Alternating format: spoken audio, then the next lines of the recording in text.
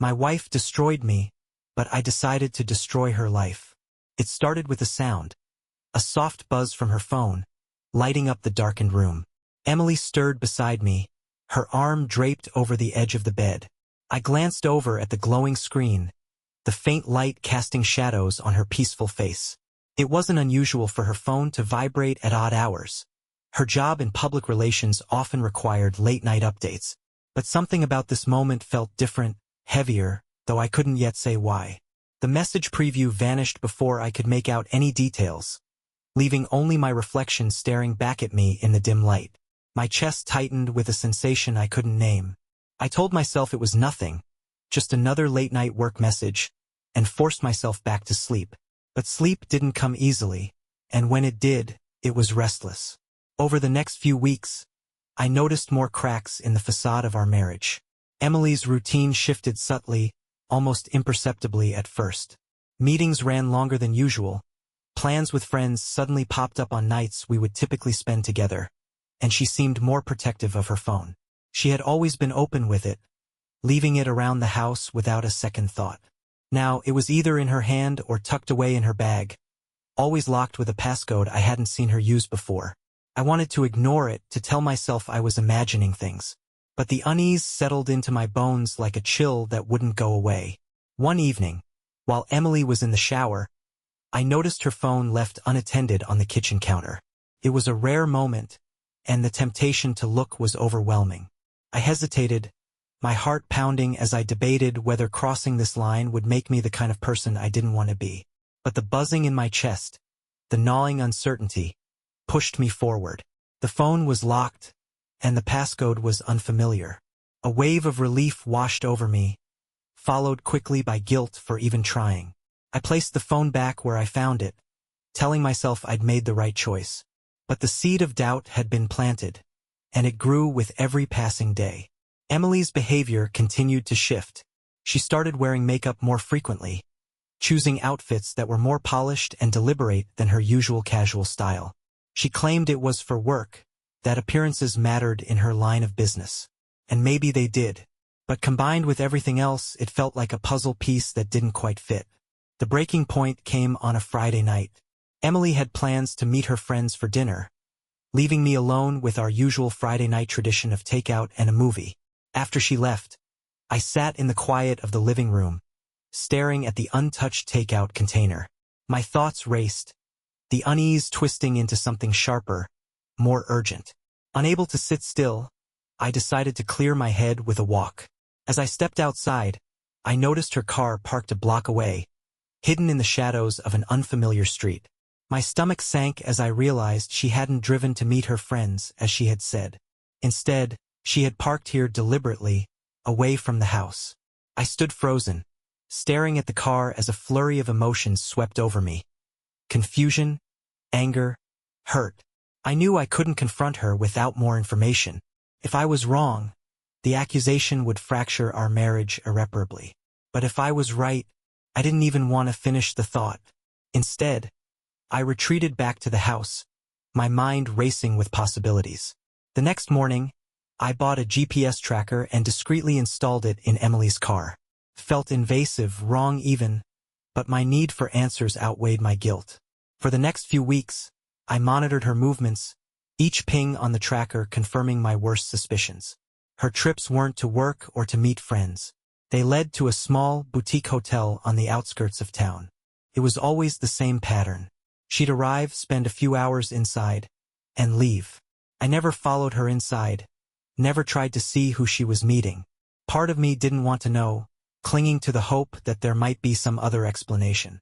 But deep down, I already knew the truth. Determined to confront Emily with irrefutable evidence, I hired a private investigator. He was professional, discreet, and thorough. Within days, he provided me with photographs of Emily entering the hotel and leaving hours later, accompanied by a man I didn't recognize. They looked comfortable together, their body language speaking volumes. The investigator also uncovered text messages and emails that left no room for doubt. Emily was having an affair. The betrayal cut deeper than I could have imagined. Every moment we had shared, every promise we had made, felt like a lie. I spent sleepless nights replaying the past, searching for signs I had missed. But the pain eventually gave way to something else, something colder and more focused. I didn't want to confront Emily in a fit of rage or sorrow. I wanted to plan. I wanted her to feel the weight of her choices the way I had felt them. As I sat in the quiet of my office, the evidence spread out before me.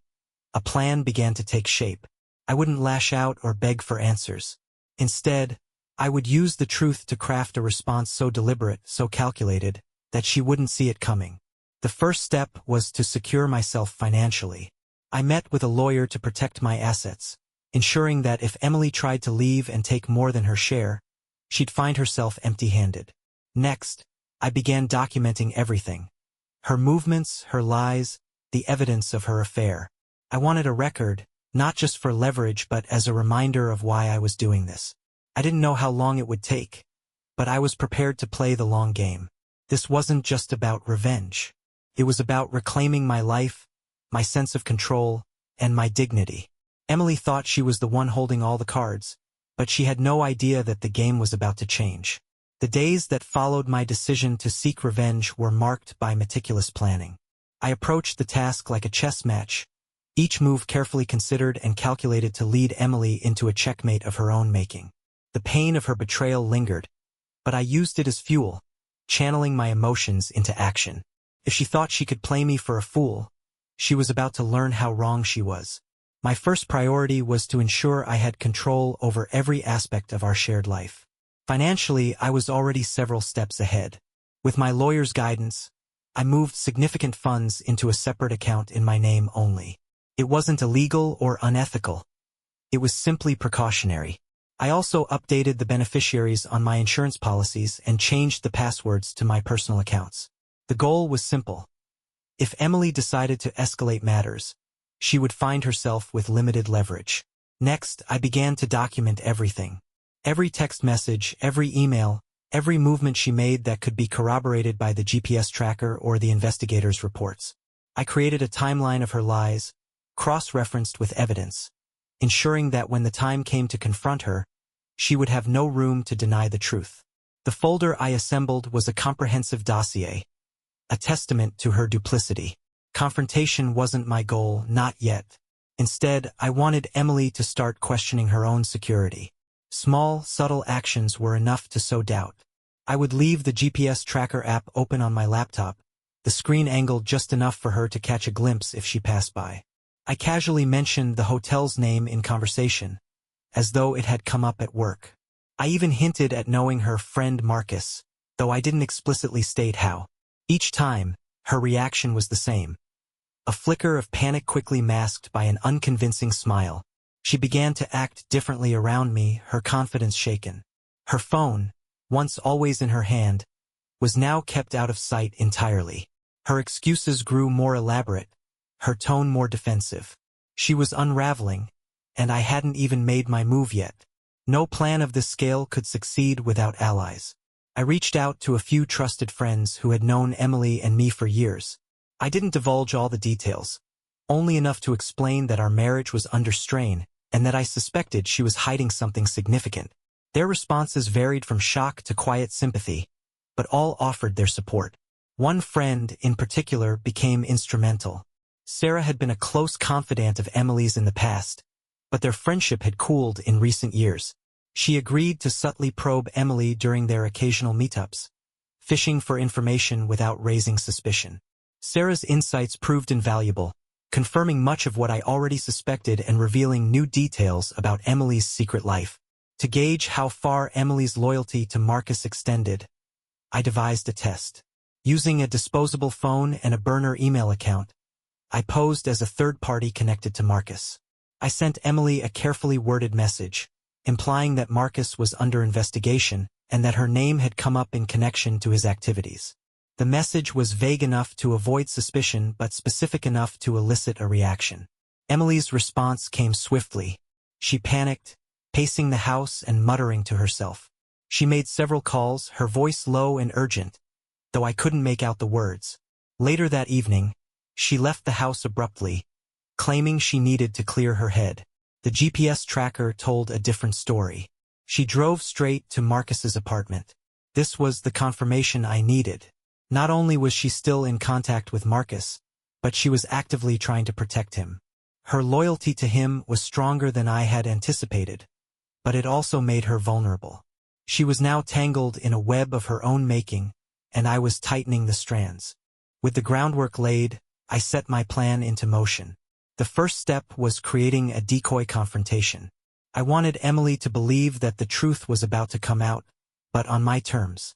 I staged a dinner at home, preparing her favorite meal and acting as though everything was normal.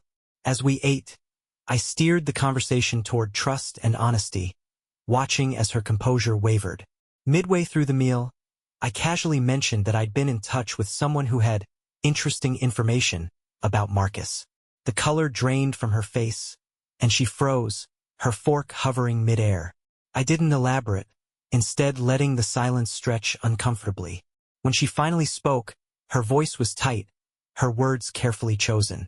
She asked if everything was okay, and I assured her it was, for now. In the days that followed, I continued to stoke Emily's paranoia. I left printed copies of emails and photographs in places where she might stumble upon them.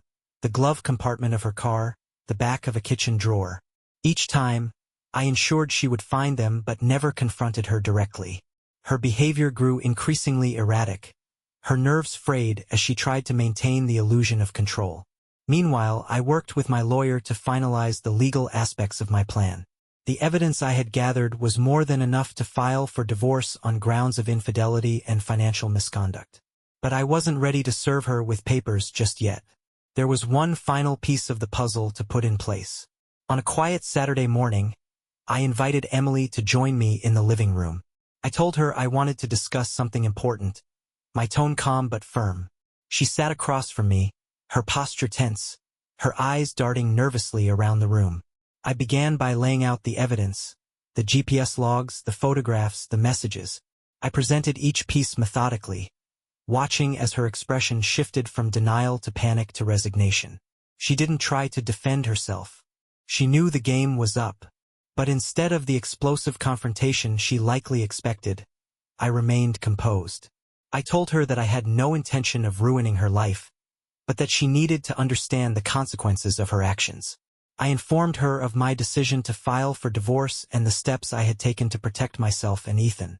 Her response was a mixture of tears and apologies, but I remained unmoved. This wasn't about revenge anymore. It was about reclaiming my life and ensuring a better future for my son. The days following my confrontation with Emily were a strange mix of quiet relief and lingering tension. Her tearful apologies echoed in my mind, but they did little to quell the storm of emotions I felt. Despite her pleas for forgiveness and promises to make amends, the foundation of our marriage was irrevocably fractured. I focused on maintaining stability for Ethan, but beneath the surface, I remained vigilant, knowing that Emily's betrayal might run deeper than she had let on. Emily's behavior shifted in the aftermath of our conversation. She became overly accommodating, taking on household tasks she had previously neglected and spending more time with Ethan. At first, I chalked it up to guilt, a genuine attempt to repair the damage she'd caused. But as the days turned into weeks, her sudden enthusiasm for family life began to feel forced, like a performance designed to keep me from probing further. I couldn't shake the feeling that something was off. Her phone was now guarded with even more zeal, and she grew visibly anxious whenever I mentioned Marcus or her activities during the affair. My instincts told me that her story wasn't entirely truthful, and I resolved to dig deeper. Late one night, while Emily slept, I accessed her laptop. She had always been meticulous about clearing her browsing history, but this time, she had slipped up. Hidden among innocuous searches for recipes and parenting advice were recent visits to online banking platforms and encrypted messaging services. My stomach churned as I delved further, uncovering a hidden email account and a series of messages exchanged with Marcus.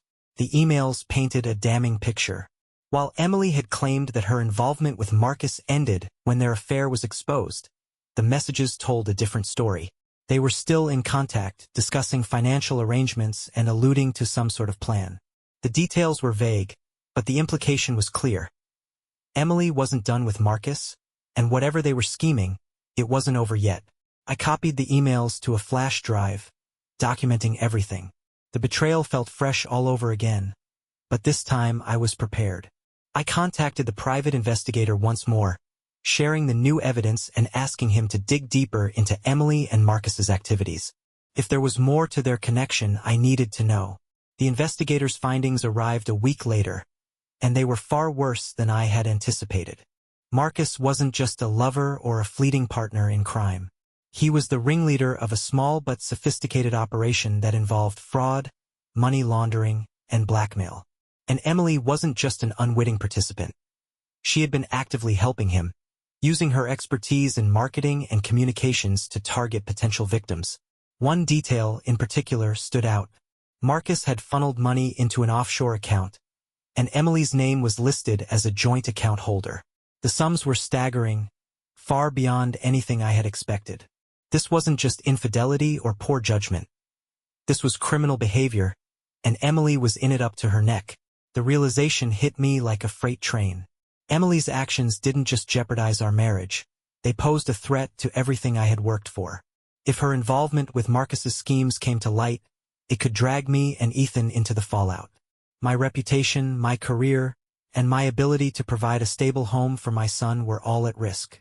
I knew I needed to act quickly, but the situation was delicate. Going to the authorities was an option, but it carried significant risks.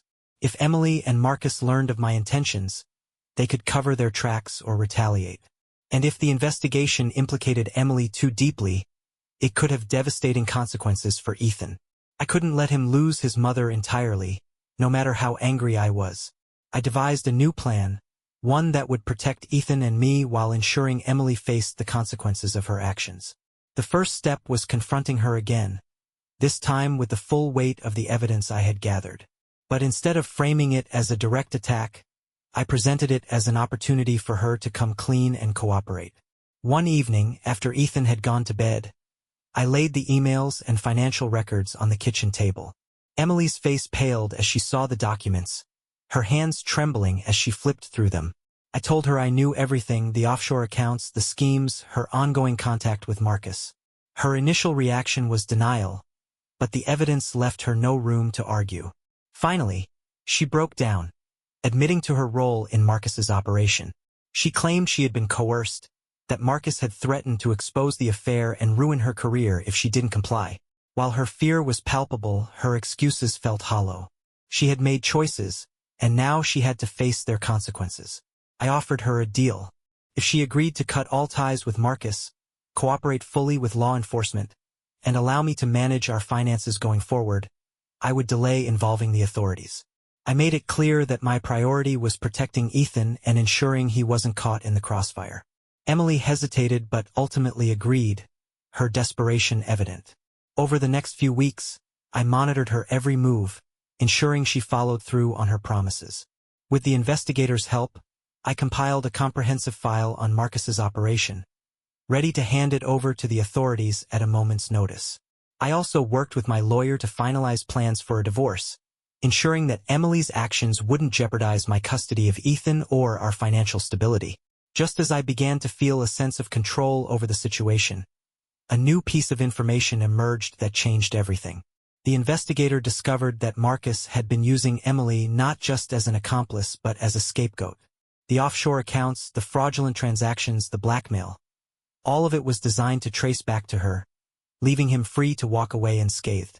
Emily wasn't just complicit. She was being set up to take the fall for crimes she hadn't entirely orchestrated.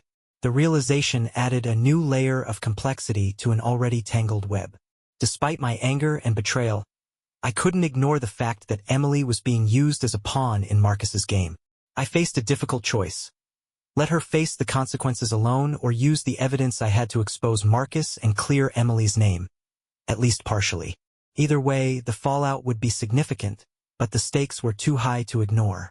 The revelation that Marcus had been setting Emily up as the fall person for his schemes threw my carefully laid plans into disarray. Until now, my focus had been on protecting Ethan and ensuring my own stability, but this new information added layers of complexity I hadn't anticipated. No matter how much I resented Emily, I couldn't ignore the fact that Marcus's manipulation had put her in a position that was as dangerous as it was inescapable. I spent several sleepless nights going over the evidence, weighing my options. Turning Emily over to the authorities would protect me and Ethan, but it would also leave her to shoulder the blame for crimes Marcus had orchestrated. On the other hand, exposing Marcus would involve significant risk, potentially drawing attention to my own actions in uncovering their scheme. The stakes were high, and the margin for error was razor-thin. I decided to confront Emily again, this time with the new information about Marcus's plans. When I showed her the documents the investigator had uncovered, her reaction was a mix of shock and despair. She admitted she had suspected Marcus might betray her but had felt powerless to stop him. Her fear was palpable, and for the first time since this ordeal began, I saw a glimpse of the woman I had once loved, vulnerable, human, and trapped. I told her about my plan to expose Marcus, but her response was hesitant. She feared the repercussions, not just for herself but for Ethan and me as well. Marcus was a dangerous man with connections that extended far beyond what we had uncovered. Going after him meant risking everything, but doing nothing felt equally untenable. With Emily reluctantly on board, I contacted the private investigator and explained my new objective: gathering enough evidence to dismantle Marcus's operation without implicating Emily unnecessarily. The investigator warned me of the risks but agreed to help, emphasizing the importance of timing and precision. We began compiling a comprehensive dossier, combining the evidence Emily provided with the information the investigator had already gathered. Bank records, email exchanges, photographs. Every piece of the puzzle was meticulously documented and cross-referenced. The goal was to build an airtight case that left Marcus with no room to maneuver. Emily's role in the plan was critical. As someone who had direct access to Marcus and his network, she became an unwitting double agent, feeding him just enough misinformation to keep him from suspecting her involvement in the sting. At the same time, she provided us with valuable intel, including details about his associates, his safe houses, and his methods for laundering money. It was a dangerous game. Every interaction with Marcus carried the risk of exposure, and Emily's nerves were frayed to the breaking point. I could see the toll it was taking on her, but she pressed on, driven by a mix of guilt and determination to make things right. For all her flaws and mistakes, she was trying to atone, and I couldn't help but respect that. After weeks of preparation, the day of the sting finally arrived. Working with law enforcement, we orchestrated a scenario that would force Marcus to incriminate himself. Emily arranged a meeting with him under the guise of finalizing a major deal, while undercover officers prepared to intercept. The tension in the air was palpable as I waited for news.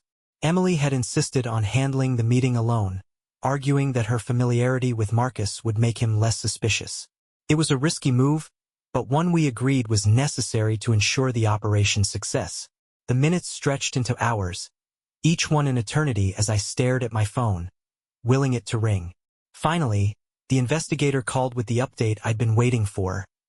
Marcus had taken the bait. He'd been caught on tape confessing to multiple crimes, and the authorities had arrested him on the spot. Emily had emerged unscathed, though visibly shaken. Marcus's arrest sent shockwaves through his network, dismantling his operation and exposing the full extent of his crimes. Law enforcement praised the information Emily had provided, acknowledging her cooperation as a critical factor in their success. While she wasn't completely absolved of her involvement, the prosecutor agreed to pursue leniency in light of her assistance. For Emily, the fallout was both a relief and a reckoning. She avoided prison but was sentenced to community service and mandatory counseling as part of her plea deal. The court's decision allowed her to remain in Ethan's life, albeit under strict conditions. While our marriage was beyond repair, I couldn't deny that she had taken significant steps toward redemption. With Marcus out of the picture and Emily's legal troubles behind us, life began to take on a new shape. I finalized the divorce, ensuring that our separation was as amicable as possible for Ethan's sake. Emily moved to a nearby apartment, allowing her to maintain a presence in Ethan's life without disrupting his routine. For me, the experience was a transformative one. The betrayal, the schemes, the danger. All of it had forced me to confront not just Emily's flaws but my own. I had allowed myself to become complacent, ignoring the cracks in our relationship until they widened into chasms. While I would never excuse her actions, I understood now that our problems had been building long before Marcus entered the picture. Just as I thought the chapter was closed, I received an unexpected call from the private investigator. He had continued monitoring Marcus's associates, curious to see if any loose ends remained. What he discovered shocked us both. One of Marcus's accounts, thought to be dormant, had been accessed shortly after his arrest. The funds, a substantial sum, had been transferred to an account under Emily's maiden name. Confronting Emily about this final betrayal was both painful and surreal. She claimed ignorance, insisting that Marcus must have orchestrated the transfer to implicate her further. But the evidence was clear, and my trust in her was gone. I contacted the authorities once more, providing them with the new information and stepping back as they reopened their investigation. The final revelation was a bitter pill to swallow, but it also solidified my resolve. For too long, I had allowed myself to be caught in Emily's web, torn between anger and hope for reconciliation. Now I could see clearly that her choices, both with Marcus and on her own, were hers alone. Ethan and I moved forward together, our bond stronger than ever. We built a new life, one defined not by betrayal and secrets but by honesty and resilience. And while the scars of the past remained, they served as a reminder of the strength it had taken to overcome them. The weeks following the discovery of the transferred funds were marked by an eerie calm, as though the storm had passed but left a landscape permanently altered. I had always thought of endings as definitive, a clean break between one chapter and the next. But this wasn't an ending. It was a reckoning, a slow unraveling of everything Emily and I had built together, and a recalibration of what life would look like moving forward.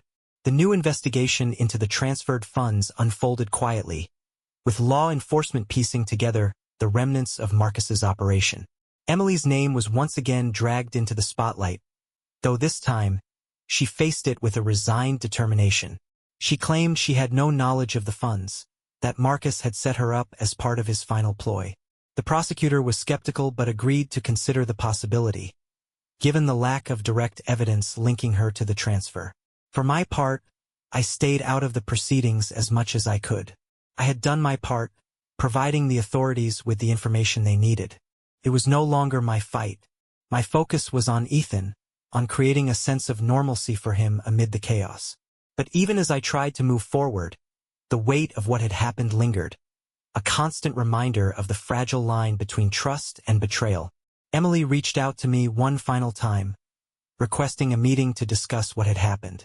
Reluctantly, I agreed, knowing that any unresolved tension between us would only hinder Ethan's well-being. We met at a park, a neutral space where our conversation could remain civil and focused. Emily was visibly worn down, her once polished demeanor replaced by a raw vulnerability. She apologized again, her words more sincere than they had ever been. She admitted that she had made mistakes, that her choices had spiraled out of control. But she maintained her innocence regarding the funds, insisting that Marcus had manipulated her until the very end.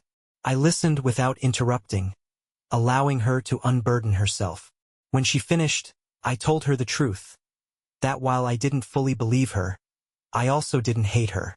Hate required too much energy, and I had none left to give. My priority was Ethan, and ensuring that he grew up in an environment where he felt loved and supported. If that meant maintaining a civil relationship with Emily, so be it. The divorce was finalized shortly thereafter, a quiet conclusion to a turbulent chapter. Emily retained limited visitation rights with Ethan, supervised for the time being. Our interactions were polite but distant, the remnants of our shared history reduced to brief exchanges about schedules and logistics. Ethan adapted to the changes with a resilience that amazed me. He asked questions, of course, but I answered them as honestly as I could without burdening him with the complexities of adult failures. We found new routines, new traditions, and a rhythm that felt almost like peace. In the quiet moments when I wasn't focused on Ethan, I began to rediscover parts of myself that had been buried under the weight of my marriage. I picked up old hobbies, reconnected with friends, and even started dating again cautiously at first. It was a strange and unfamiliar world, but one that offered the promise of new beginnings. I also continued therapy, Not just for the trauma of Emily's betrayal but for the patterns in myself that had allowed it to fester. I had to confront my own complacency, my tendency to ignore red flags and avoid difficult conversations. The process was painful but necessary, a mirror held up to my own flaws and vulnerabilities. Just when I thought the story was over, life delivered one final twist. I received a letter in the mail, its envelope unmarked and its contents cryptic. Inside was a single sheet of paper with a handwritten message. Marcus wasn't working alone. Be careful who you trust. The letter included no signature, no indication of who had sent it. I showed it to the private investigator, who was equally perplexed. While it could have been a hoax, the timing and tone suggested otherwise. It reignited the lingering unease I had worked so hard to suppress, a reminder that the shadows of Marcus's operation might still be lurking. Despite the uncertainty, I chose not to let the letter dictate my life. I took precautions, of course, ensuring that Ethan and I were as protected as possible. But I refused to live in fear. The lessons I had learned over the past year had taught me the value of resilience, of facing challenges head-on rather than cowering in their wake.